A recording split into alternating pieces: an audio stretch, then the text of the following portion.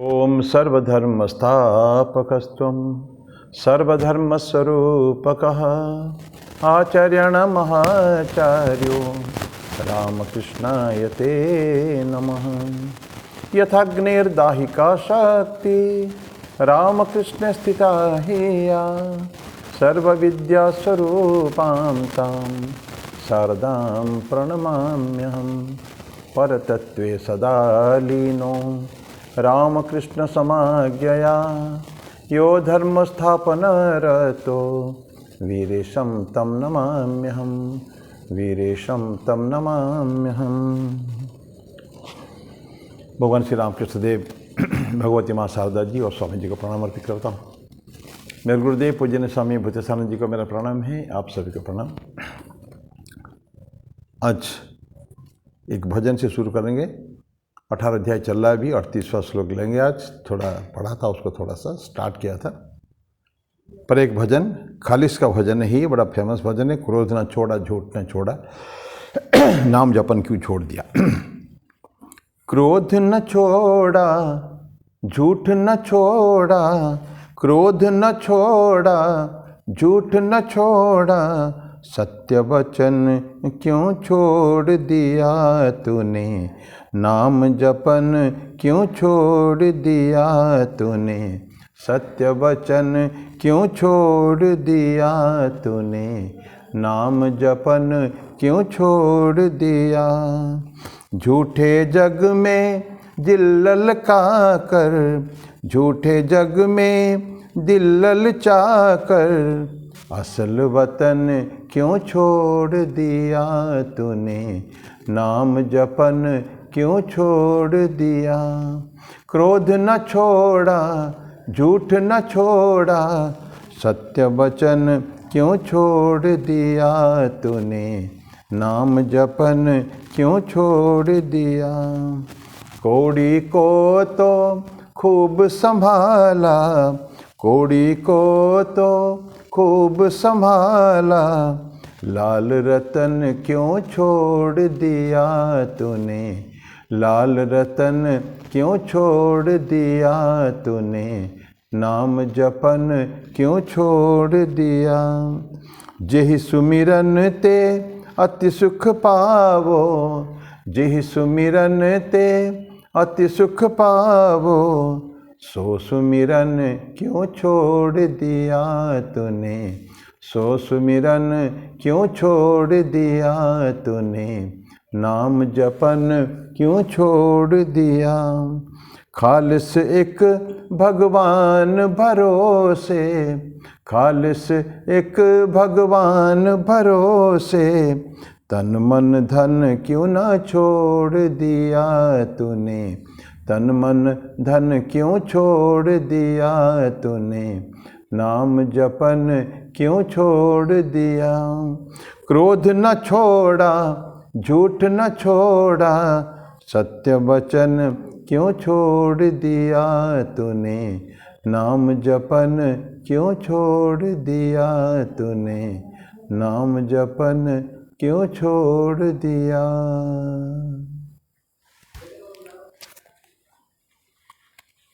ये प्रश्न है। जो करना चाहिए वो नहीं कर रहे हैं, लेकिन जो नहीं करना चाहिए वो कर रहे हैं।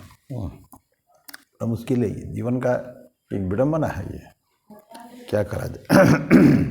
तो इसलिए अनंत काल से हमारा साधु संत हमको उपदेश देते रहते हैं, do this do this do this, don't do this don't do this. ये विधि और निषेध की जो सिलसिला चालू है अनंत काल से, फिर भी मनुष्य करता वही है जो वो चाहता है। ये नहीं करता कि जो संत लोग चाहते थे या जो हमारे गुरुदेव जो बोलते हैं जो करना चाहिए वो नहीं करते हैं। अभी 38 नंबर श्लोक में आते हैं। इसको शुरू किया था हम लोगों ने, थोड़ा देर विचार चिंतन भी किया था, तो लेकिन इसको भी पढ़ता हूँ। ये ध्यान रहे, सुख की सात्विक सुख पढ़ चुके थे हम लोग, अभी राजसिक सुख में ही है। विषयेंद्रिय संयोगात यत्तग्रे मृतपमम परिणाम विषमिव तत्सुखम राजसम स्मृतम। विषय और इंद्रियों के संयोग से उत्पन्न हुआ जो वह सुख पहले अमृत तुल्य प्रतीत होता है, परिणाम में विष के जैसा होता है। वो सुख राजसी कहा गया है।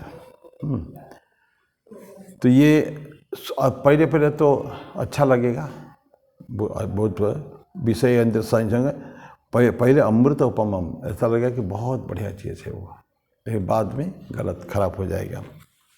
इसी सिलसिले में मेरे को यमराज की बात याद आती है। यमराज नचिकेता की बात हो रही है, कठोपनिषद में है वो। और नचिकेता 12 साल के बालक जा रहे हैं यमराज के पास। मृत्यु के 3 वर दिए थे, उसमें तीसरा वर जो है इम्पोर्टेंट, सबसे इम्पोर्टेंट महत्वपूर्ण, मृत्यु का रहस्य जानना चाहते हैं।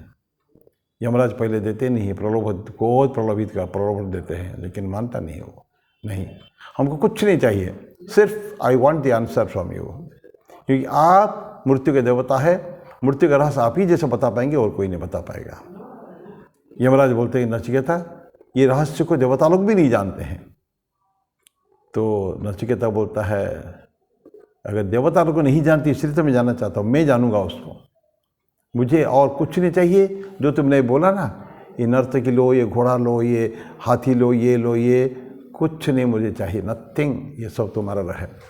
तवैव वाह तब नृत्य गीते, बोलता है कि ये जो तुमने दिया ना, कितनी हिम्मत उसको देखे बालक, 12 वर्ष का बालक, जो तुमने दिया ना यमराज, ये मुझे नहीं चाहिए, अपना चीज़ अपने पास रखो तुम, ऐसा करके छोड़ दिया। तब यमराज देखते हैं, बाप रे, बहुत डट के रहता है, बिल्कुल अपने रास्ते से छोटा हटेगा नहीं, प्रलोभन के उसमें नहीं, प्रलोभन नहीं उसको चाहिए, उसको डिगा नहीं सकता प्रलोभन, कितना भी क्या नहीं दिए हैं, सारा सृष्टि के मालिक तो वो बन जाओ, राजा बन जाओ, जब तक चाहोगे तब तो राज्य करो, सारे तुम्हारे हैं, जितने भोग विलासिता की सामग्री वो भी तुम्हारे हैं, लेकिन नहीं, हमको नहीं चाहिए, हमको सिर्फ जो मैंने पूछा वो मेरे को चाहिए। तो जो भी है, तो उसी में यमराज श्रेयस और प्रेयस की बात करते हैं। बोलते कि 2 बातें, 2 चीज़ें हमेशा इंसान के पास आते हैं और आके बोलते हैं मुझे लो, ये बोलते हैं मुझे लो। क्या है? एक श्रेयस, एक प्रेयस। तो उसमें यमराज बोलते कि जो श्रेयस लेता है वो तो तर जाता है, उसका उत्थान होता है स्पिरिचुअली, और जो प्रेयस लेता है ही फॉल्स, वो नीचे गिरता है। तो देन व्हाट इज श्रेयस, व्हाट इज प्रेयस? श्रेयस वो है जो अभी हमको शायद अच्छा न लगे, लेकिन बाद में बहुत जीवन हमारा उन्नत हो जाएगा उसको लेकर, भविष्य तो उज्ज्वल है। अगर हम श्रेयस को एक्सेप्ट ग्रहण किया तो अभी ठीक नहीं लगेगा थोड़ी देर के लिए, लेकिन प्रेयस अभी तो बहुत अच्छा लगेगा। इंद्रिय भोग से खाएंगे, पिएंगे, थोड़ा ज़्यादा सोएंगे, पीना में कुछ भी हो सकता है, खाने में कुछ भी हो सकता है, जितना the best articles available in the market वो सब हमको खाने की इच्छा होगी लोगों को। लेकिन शुरू में तो अच्छा लगता है, उसकी थोड़ा चर्चा करेंगे हम आगे चल के, लेकिन धीरे धीरे वो विष में, जहर में परिवर्तित हो जाता है वो। तो the whole future is doomed, dark, अंधकार अभी, लेकिन अच्छा लगता है। तो ये दिस श्रेयस और प्रेयस। तो अभी यही चीज़ अभी हमें इससे पहले 37वां श्लोक में क्या पढ़ा था, जो शुरू में जो विष जैसा लगता है, कड़वा लगता है, बाद में सारा वो मधुर लगता है, अमृतोपम जो है वो वस्तु क्या है, वो सात्विक सुख है। और अब जस्ट अपोजिट अभी जो हम पढ़ रहे हैं, विषय इंद्रिय संयोग से, विषय और इंद्रिय का संयोग, यही तो भोग कैसे करता है इंसान। भोग इसे करता है कि हमारे जो 5 इंद्रियां हैं, शब्द स्पर्श रूप रस गंध, ये सब they running, these are 5 horses, Yamraj कहते हैं वैसे कठोपनिषद में। 5 घोड़े, शब्द इंद्रिय, जो शब्द स्पर्श रूप रस गंध रूपी जो इंद्रिया 5 घोड़े हैं, वो घोड़े constantly non stop they are running. कहाँ? विषय के जो है विषय वस्तु के ऊपर। इसका जो टारगेट है विषय वस्तु, आँख का देखना है कुछ दृश्यमान जगत है, नाक का सूंघना, और वेरी पावरफुल इंद्रिया इज स्पर्श, शब्द स्पर्श, छूना, शरीर को छूना है।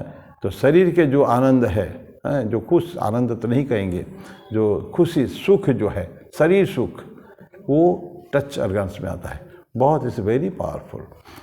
तो ये सब अपने अपने रास्ते में दौड़ रहे हैं, अनकंट्रोल्ड है, कंट्रोल नहीं है। कंट्रोल कैसे करा जाएगा? लगाम से करा जाएगा। और यद्यपि विषयांतर लगता है उसमें वो मन को नियंत्रण, इंद्रियों को नियंत्रण करने के बारे में वो बहुत सुंदर एक इमेजरी, बहुत सुंदर एक सिनेरियो दे रहे हैं। क्या है? बोलते हैं कि एक मालिक अपने गाड़ी में बैठा है, रथ में। जो मालिक जो है उसको रथी कहते हैं, रथ का मालिक। रथ है, रथ का एक सारथी है और एक उसका लगाम है सारथी के हाथ में, और घोड़े हैं, 5 तो घोड़े हैं। तो वही बोलते आत्मानम रथिनम विद्धि, आत्मा को तो रथी समझो। शरीरम रथमेव, तो ये शरीर एक रथ है जिसके ऊपर आत्मा है अंदर। तो आत्मानम रथिनम विद्धि, शरीरम रथमेव तो बुद्धिम तो सारथिम विद्धि, बुद्धि सारथी है, गाड़ी चलाता है। और मनः प्रग्रहमेव च, मन क्या करता है? ये लगाम जैसे हाथ में पकड़ते हैं ना, तो मन उसका लगाम है। बुद्धि सारथी है, उसका हाथ में मन रूपी लगाम है। लगाम किस पे जुड़ा हुआ है? 5 घोड़े से जुड़ा हुआ है। तो इंद्रियाणि हयानाहु, इंद्रियां से जो 5 इंद्रियां है, जो लगाम लगा है, 5 तो पट्टी लगी हुई है चमड़े की उनके जो मुंह में, तो वो लगाम उसके हाथ में है। परफेक्ट कंट्रोल है उसके ऊपर है। तो इंद्रियाणि हयानाहु विषयान स्तेषु गोचरम, कहाँ दौड़ेंगे? गोचर विषय वस्तु के ऊपर। तो ये इमेजरी देके बोलते हैं कि हम बुद्धि को वेरी पावरफुल करना चाहिए। मन क्योंकि प्रग्रह है, मन क्योंकि लगाम है, लगाम घोड़े के मुंह में लगा हुआ है। सो द रथी जो है, अगर इट इज इंटेलिजेंट, अगर शराब नहीं पिया है तो ऐसे वो कहेगा कि नहीं, कुछ नहीं, मन मेरे हाथ में, लगाम मेरे हाथ में है, तो I will control the horses. ये हॉर्सेस का रन नहीं होगा, ये मेरा रन होगा। मैं जहाँ चाहूँगा घोड़ों को लेके जाऊँगा, जहाँ चाहूँगा मैं, क्योंकि मेरा टर्न करूँगा। मैं ऐसे टर्न कर तो घोड़ा टर्न पड़ेगा, करना पड़ेगा। रुक जाना तो रुक जाना है, तो स्टॉप, डेड स्टॉप, बिल्कुल इमीडिएटली, नहीं आगे नहीं बढ़ने का है। लेकिन अगर घोड़ा अगर अपने मन रन जा रहा है तो फिर क्या है? इसका तो अपने कंट्रोल नहीं, रथी का कंट्रोल नहीं है। मन भी टूटा हुआ, लगाम भी टूटा हुआ, स्नैप स्नैप फड़क से थोड़ा को लिखे देते टूट जाता है। तो ऐसा नहीं चलता है। तो वही बात है, अभी हम लोग राजसिक पढ़ते हैं। विषय इंद्र संयोग से जो शुरू में जो अमृतपम लगता है, परिणाम में विष हो जाता है, वो इसको राजस सुख कहता, सुखम राजसम स्मृतम, इसको मानो तुम। ठीक है, ये पढ़ते हैं हम लोग। तो हम अभी पढ़े सेंस के जो कांटेक्ट है वो शुरू में तो अच्छा लगता है, पर बाद में वो धीरे धीरे पॉइजनस हो जाता है। There is a limit to everything, no.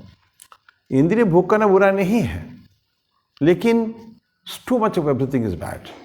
लगातार उसी में निमग्न रहना, उसमें हमेशा डूबे रहना उसमें, ये गलत है। कभी कभार तो एंजॉय कर, ठीक है, मन कभी कहता है, एक दो हम हर समय मारा नहीं जा सकता उसको, कर लें, लेकिन इसका स्पृहा जो है वो न रहे। स्पृहा के बाद भगवान कृष्ण गीता में 55-56 श्लोक में 2nd चैप्टर में बोले हैं, स्पृहा, भोग करो लेकिन स्पृहा नहीं। कल क्या खाया, कल क्या खाएंगे, प्लानिंग बनाना, भोजन के लिए प्लानिंग बनाना, और जो भोजन कर चुके हैं, किसी के वहाँ जाके बढ़िया भोजन किए हैं, उसको याद करना। That means I want to go back to that situation. अभी मैं अगर कि मेरे फ्रेंड के घर में पार्टी में गया था, और पार्टी में सब चिकन मटन सब कुछ बढ़िया बढ़िया चीज़ था, पनीर भी था और 150 टाइप का आइटम था, तो खा के चला आया, ख़त्म हो गया मेरा। लेकिन उसको फिर याद करते, आहा क्या सुंदर बना था, क्या बढ़िया बना था। तो दैट विल किल अस, कि जो स्पृहा जो है और खाने की इच्छा, काश और मिल जाए, ये हमको बर्बाद करता है। That is poisonous. तो खा लें, लेकिन ज़्यादा खा नहीं सकते, ये भी है। आपको इकोनॉमिक्स में अगर ध्यान होगा, law of diminishing marginal utility. एक रसगुल्ला किसी ने हमको दिया, अच्छा लगता है, 2 दिया तो भी खा सकते हैं, 5 के बाद जो देते हैं, 6वां 7वां रसगुल्ला देते हैं, तो वो खाने की इच्छा बिल्कुल नहीं होती है। ज़बरदस्ती करके 10वां रसगुल्ला कोई दे देता है, उसको बोलता है कि उल्टी हो जाएगी, उल्टी हो जाती है। जो रसगुल्ला 2, 3, 4 खाने तक उसका बहुत ही आनंद आता था, खुशी लगती थी, आनंद सुख लगता था, अभी वो सुख किस पे परिवर्तित हो गया? दुख पे परिवर्तित हो गया। तो खाने का सुख, हमने खाने की जो इच्छा थी उसको हमने बचा रखा था, संवार के रखा था। आओ बेटा, तुमको जो रसगुल्ला मिलेगा तो खा लेना, खूब खाना, कितना, how long, there is a limit to everything. तो एन्जॉयमेंट का, सेंस एन्जॉयमेंट का लिमिट होता है, हमेशा सीमा होती है, और सीमा के अंदर रहना पड़ता है हमको। Then it's okay, no problem, absolutely no problem. लेकिन अगर नहीं करेंगे, दैट इज कन्वर्टेड टू ये फिर पेट गड़बड़ होता है, ये कर होता है, इंडाइजेशन होता है, फिर वो क्या क्या खाना पड़ता है, डाइजिन वगैरह क्या क्या खाना पड़ता है, तो इतना झंझट। अरे तो खाने में कंट्रोल रखे ना भाई, हैं, हर चीज़ में कंट्रोल, खाली खाने में नहीं, सारे इंद्रिय भोग जो पांचों इंद्रिय है, स्पर्श, शब्द स्पर्श रूप रस गंध, टच इंद्रिय बुरा नहीं है, ठीक है, लेकिन टू मच वो ठीक नहीं है। बहुत सारी चीज़, क्योंकि ये इंद्रिय दिए गए हैं अच्छी चीज़ के लिए भी, बुरे चीज़ के लिए ना। इसी आंखों से हम गंदे गंदे पिक्चर भी देख सकते हैं और बहुत सुंदर भगवान की तस्वीर भी देख सकते हैं। भगवान श्री रामलला की मूर्ति, भगवान श्री कृष्ण के सुंदर मोहिनी मोहन मूर्ति, बिल्कुल त्रिभंग छंदी में राधा के साथ, वो मूर्ति में जो आनंद है वो कहाँ से मिलेगा दूसरे चीज़ों में, असंभव है। कल्पना करके देखें हम लोग, लेकिन उसको छोड़ देते हैं, कहाँ जाते हैं, गंदी जगह में जाते हैं, वो ठीक है। तो इसी तरह का हर इंद्रियों में ऐसा है। सो बोलते हैं कि इंद्रिय भोग करे, लेकिन वो जब थोड़ा ज़्यादा हो जाता है तो that is converted to poison. यही बोलते हैं कि धीरे धीरे पॉइजन में कन्वर्ट हो जाता है, और वो जो हो जाता है तो मन एकदम कैसे भी हो जाता है कि हमारे पर्सनालिटी को धीरे धीरे खाने लगता है। वो व्यक्तित्व में जो हमारा निखार थी, वो व्यक्तित्व समाप्त हो जाता धीरे धीरे। कभी हमने उसको संभाल कर रखा था आनंद में, ठीक है, तो बहुत सारे कंट्रोल अपने ऊपर है। एक कॉन्फिडेंस रहता था कि यस, मुझे कोई चीज़ मेरे डिगा नहीं सकता। हमारे स्वामी जी बोलते थे बहुत सुंदर, तुम बेटा करो, लेकिन no wealth can purchase you, कोई प्रलोभन तुम्हारे डिगा नहीं सकता है। ऐसे रह पाओगे क्या? दुनिया में कोई भी दौलत तुमको खरीद नहीं सकता। ऐसे अगर रहता है, कुछ नहीं, पैसा नहीं चाहिए उस हमको कुछ कहीं से भी। आज क्या हो रहा है समाज में, तो जो थोड़ा सा पैसा के लिए लोग किस हद तक नीचे गिर सकते हैं। तो ये ऐसा होना चाहिए, ये कॉन्फिडेंस अपना होना चाहिए कि संसार का कोई दौलत मुझे नहीं खरीद सकता, संसार के कोई प्रलोभन वस्तु मुझे डिगा नहीं सकता मेरे रास्ते में। ऐसा अगर चाहिए हो तो ठीक है जाके।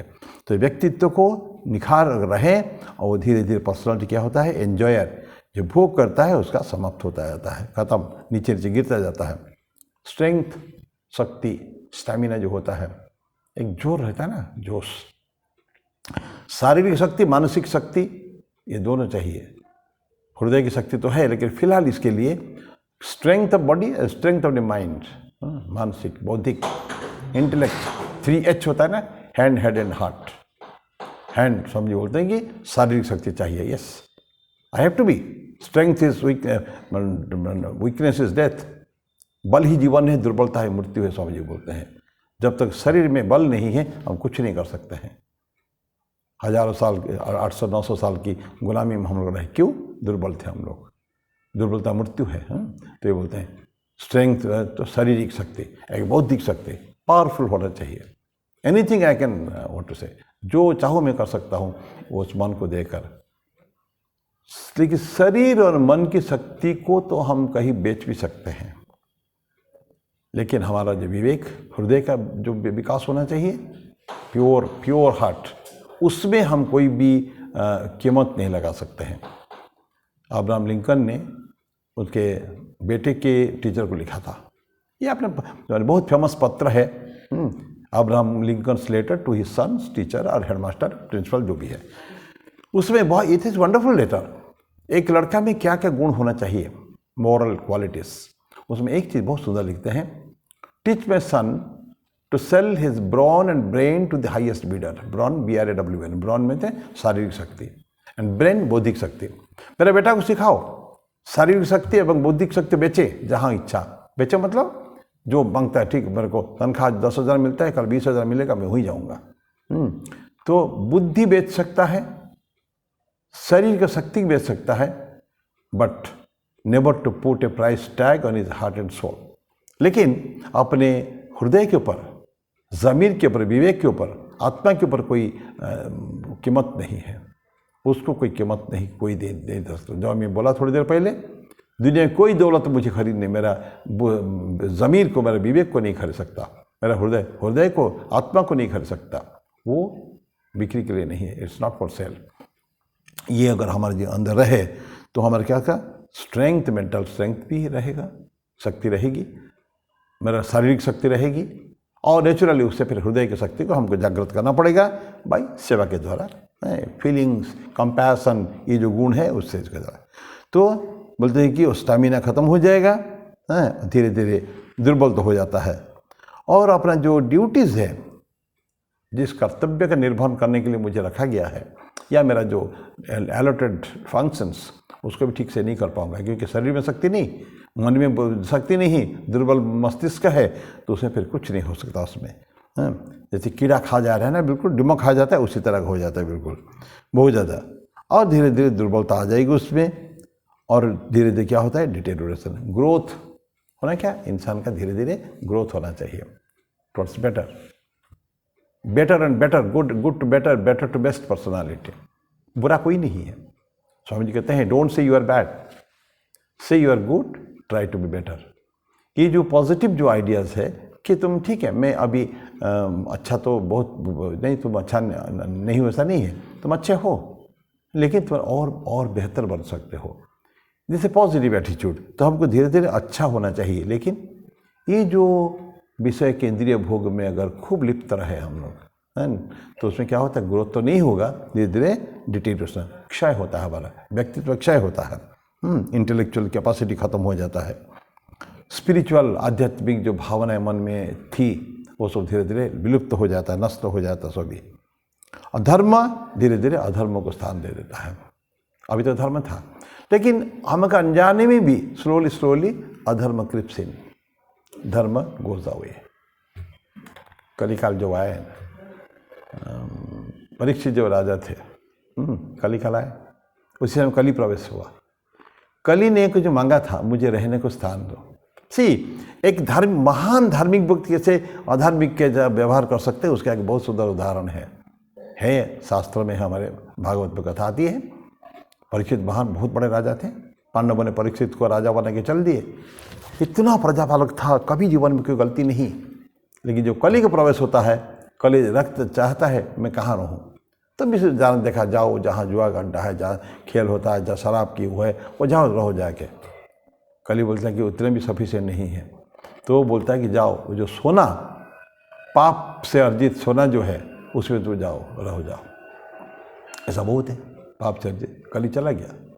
और जिस दिन शिकार में निकलते हैं परीक्षित, उस दिन उन्होंने एक मुकुट पहना। वो मुकुट था जरासंध का मुकुट, जो जरासंध से हरा कर, उसको मारकर भीम और इसको लेके आए थे, वो उनके राज इसमें कोष में था। उस बहुत सुंदर मुकुट था, मुकुट को पहन लिया। और मुकुट में कलिकाल है, ऑलरेडी घुस चुका है उसके अंदर, दिया था राजस्थान। इसलिए जब जाते हैं स्वामी की ऋषि के आश्रम में, जाके वो पानी के लिए बोलते हैं, ऋषि ध्यानमग्न है, तो ये सोचते हैं कि नाटक कर रहा है ऋषि, मेरे को पानी देना है, उठ करना पड़ेगा, इसलिए तो उससे एक मरा सांप पड़ा था, उसको उसके गले में डाल के चला आता है। अब क्या हुआ उसकी, इतना धर्मप्राण व्यक्ति, जीवन में सम्मान के अलावा सम्मान कभी किसी को किया ही नहीं है। आज एक महान इतने बड़े ऋषि जो ध्यानमग्न है, समाधि में बैठे हुए हैं, उसके नहीं समझ पाए क्या, वो समझ पाए, लेकिन तब समझ में नहीं आए, क्योंकि वो कली उसमें घुस चुका है। तो धर्म अभी अधर्म में कन्वर्ट हो गया। ये तो एक ही उदाहरण, इस तरह के बहुत उदाहरण है। जहाँ हम भोग की तरफ जाएंगे, फिजिकल कंफर्ट की तरफ जाएंगे, एन्जॉयमेंट है, ये सब तो जाएंगे, तब क्या होगा, हमारा जो और गुड क्वालिटी धीरे धीरे सा वो स्लोली ख़त्म हो जाएगा, वो अधर्म को स्थान दे देगा वो। तो धर्म अनकॉन्शियसली धीरे धीरे धर्म न चाहते हुए भी अधर्म को स्थान दे देता है अपने अंदर।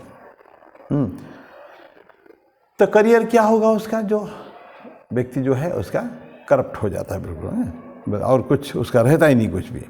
और कैसे, जैसे एक लीक पॉट है ना, घड़ा है मटका, उसके अंदर छेद है, कितना भी पानी डालो निकल जाता है वो।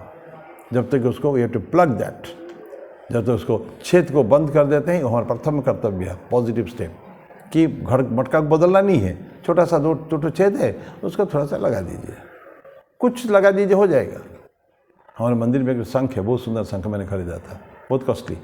उसमें एक पता नहीं कैसे गिर जाए, कैसे हुआ होगा अनजाने, इतना बड़ा छेद हो गया था, तो हवा निकल रहा था। हमने थोड़ा पुट्टी, वो होता है ना पेंटर का पुट्टी होता है, थोड़ा सा आगे थोड़ा लगा दिया उसमें, बस फर्स्ट क्लास हो गया। तो ये खर्च होगा, नहीं तो 2,000-2,500 रुपये का संख है। तो ये छोटे छोटे रिपेयरिंग होता है। तो हमारे पर्सनालिटी में से कभी कभी छेद हो जाते हैं व्यक्तित्व में, उसको रिपेयरिंग कर सकते हैं immediately. What does mean? Positive को हम जोड़ना, निगेटिव को निकालना। This was a negative thing, छेद मटका में है, उसको you to remove that by adding something positive. तो ये जो भावना, तो धर्म धीरे धीरे अधर्म को स्थान देता है। जैसे लीकेज प्लॉट में हम पानी डालते हैं लेकिन चला जाता है, उसी तरह का जितना जल्दी हम अच्छे गुण आते हैं उतना जल्दी चले भी जाते हैं, ये बुरे के प्रभाव से। तो उसके प्रभाव से, बुरे के प्रभाव से बचना है। सब all good things you have to inculcate, वो हैबिट को अपने अंदर इम्बाइब, आत्मसात करने का है, अंगीकार करने का है। और इसी के भगवान कृष्ण बोले ना पॉजिटिव अभ्यास वैराग्य, भगवद गीता में ना, अभ्यास है न तो कौनते या वैराग्य न च गृह्यते। किसको? मन को नियंत्रण करने का 2 मार्ग है, अभ्यास वैराग्य। अभ्यास इज पॉजिटिव, जितने अच्छे गुणों का आत्मसात करना जो हमारे अंदर नहीं है, बाय इंट्रोस्पेक्शन, आत्मचिंतन करने के बाद देखें कि हमारे अंदर कौन से अच्छे गुण हैं और कौन सा नहीं है। जो नहीं है उसको आत्मसात करने का होगा बाय प्रैक्टिस, अभ्यास। दिस इज अभ्यास। अब वैराग्य क्या है? वैराग्य से अपसरित कर देने का है। जो अवगुण हमारे अंदर है, जो बैड क्वालिटीज है, उसको धीरे धीरे अपसरित कर देना, अपसरण, वो चला जाएगा वो। तो ये adding new and removing the bad things. अच्छा चीज़ को लेना, बुरी चीज़ को चलना, स्लोली ये बढ़ता रहेगा, अच्छाई का घड़ा अपना भरता रहेगा। And that is what we want. और अनंत काल के लिए भगवान कृष्ण ने 5 से 4,000 साल पहले गीता में ये दे दिया, मन का नियंत्रण करने का एकमात्र उपाय है अभ्यास वैराग्य। तो बोलते हैं कि इस तरह का हमको जीवन में करना पड़ेगा कि जो मटका, वो मटका को ठीक करना पड़ेगा। अभी एक कह के छोटी बात कह के समाप्त करेंगे, समाप्त तो नहीं हो पाएगा, ये तो चलेगा। इसके ऊपर एक छोटा सा वो है, बहुत सुंदर एलिगोरी बना, क्या था सिनारियो देखते हैं। हम लोगों ने समुद्र मंथन की स्टोरी सुनी है। देव और असुर में समुद्र मंथन, मंदर पर्वत को उन्होंने बनाया खंबा, और वासुकी जो है सांप, जो है सर्प जो है, तो उसको सर्प को रस्सी बनाया, रस्सी का हेड के तरफ, उसका जो फन के तरफ राक्षसों ने पकड़ा, पूंछ के तरफ देवताओं ने पकड़ा और चला। तो समुद्र मंथन का हुआ, और समुद्र मंथन क्या प्राप्त हुआ? लेकिन संतों का कहना है समुद्र मंथन सिर्फ एक इमेजरी है। समुद्र मंथन हुआ, ठीक है, वो कथा आती है शास्त्र में, लेकिन बोलते नहीं, ये जीवन का मंथन है। ये जीवन का, देव और असुर ने जीवन का मंथन किया, लाइफ। और उसमें मिला क्या हमको देखिए, उसमें जो मिला क्या एजुकेशन मिला, शिक्षा मिली, है ना, जो सब ज़्यादा सारे अच्छी चीज़ें हमको मिला है। और वेल्थ मिला, धन संपत्ति मिला। देन ट्रांसपोर्ट, आने जाने के लिए उपाय, वो भी मिला हमको। ये सब हमारे दैनंदिन जीवन की आवश्यकता है। शिक्षा की, धन की आवश्यकता है, आने जाने के लिए गाड़ी की आवश्यकता है, चाहिए, ये भी चाहिए हमको। अच्छे फूड मिला, होलसम फूड, पौष्टिक आहार मिला। और क्या मिला? ये खाद्य है, बहुत सुंदर खाद्य, तो ये सब मिला। लेकिन ये तो हमारे आवश्यकता है, उसी को थोड़ा हम कन्वर्ट कर दें। वो क्या मिला हमको? बोलते हैं एजुकेशन, माँ सरस्वती, धन संपत्ति, लक्ष्मी मिल गई हमको। लक्ष्मी आई थी, लक्ष्मी की वहीं से आई थी, विष्णु की पत्नी, हाँ लक्ष्मी, वो तो उसे वहीं से आई थी, सरस्वती भी वहीं से आई थी। देन ऐरावत, आने जाने के उपाय जो है, ऑर्नामेंट्स में कौस्तुभमणि और कामधेनु। देन दैट वृक्ष, कल्प वृक्ष, जो वो चाहिए कल्प वृक्ष के नीचे, कल्पतरु के नीचे जो भी जाके मांगेंगे वो मिल जाएगा। स्वर्ग में चला गया कल्पतरु, कामधेनु ऊपर चला गया, लक्ष्मी को भगवान विष्णु ने ले लिया, बहुत झगड़ा। तो ये सब तो इस इमेजरी है। लक्ष्मी, सरस्वती, हम शास्त्र के हिसाब से हम जो देवताओं के जो आए हमारे बीच में उनको लेते हैं, and they are all good things. Kamadhenu को द्वारा जो चाहिए, कल्पतरु जो चाहिए आपको मिल जाएगा। तो ये हमको मिला, लेकिन हमने उसको क्या रूप दिया कि हमारे दैनंदिन जीवन की जो आवश्यकता है उसका रूप हम लोगों ने दिया है। तो मैं अभी यहीं समाप्त करता हूँ, आगे नेक्स्ट क्लास में फिर उसका चर्चा करेंगे। इसका तो अभी आधा घंटा समय केवल हुआ है, तो अगले बार इसको करेंगे, बस थोड़ा बाकी है। बहुत सुंदर है इमेजरी उसका। तो मेरी वाणी को विराम दो। ओम शांति शांति शांति ही। हरि ओम तत्सत। श्री राम कृष्णार्पणमस्तु।